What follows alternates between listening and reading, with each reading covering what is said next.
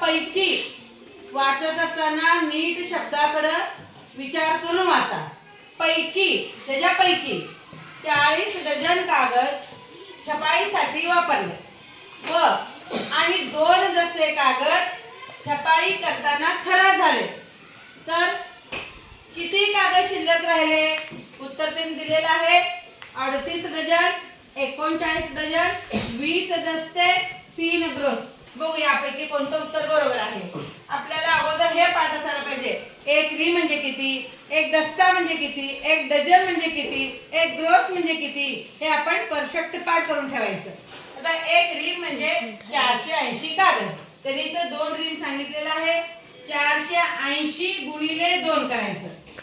बे 00 बे 38 16 बे 4 1 9 म्हणजे त्यांच्याकडे 960 कागद आहे। 960 म्हणजे 2 रीम।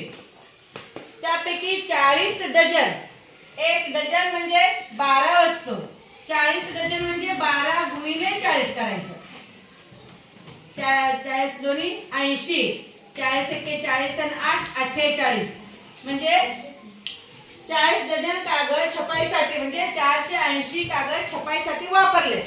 960 मधून एवढे कागद त्यांनी छपाईसाठी वापरले आणि 2 दस्ते कागद खराब झाले छपाई करत असताना, खराब झाले।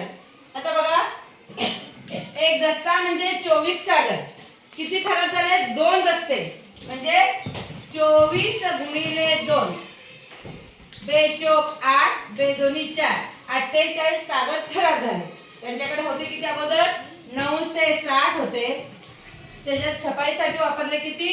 480 वापरले म्हणजे 2 रीम आणि 40 डझन।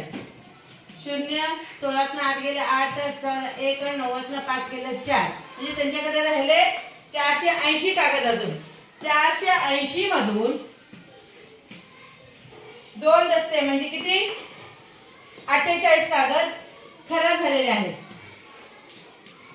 10 8 गेले 2 8 5 गेले 3 404 म्हणजे 432 कागद त्यांच्याकडे शिल्लक राहिले। 432 चं उत्तर नाही, त्यांनी डझन आणि ग्रोस दस्तेमध्ये विचारलेलं आहे। तर बघू आता 38 डझन म्हणजे 12 गुणिले 38 करा,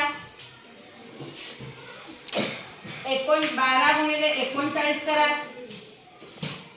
आणि आता 20 दस्ते, दस्ते म्हणजे 24 गुणिले 20 करा। ग्रोस, एक ग्रोस म्हणजे 144 कागद, 3 ग्रोस त्यांनी दिलेले आहे म्हणजे ह्याला गुणाकार करा। जे उत्तर किती येते आपण बघूया। काय तर 12 गुणिले 38 म्हणजे 456 उत्तर आलेलं आहे। 12 गुणिले 39 468, 24 गुणिले 20 480, 144 गुणिले 3 केला 432 आलेला आहे। म्हणजे इथं 432 आहे आपलं उत्तर। 432 म्हणजे 3 ग्रोस, हे उत्तर बरोबर आहे।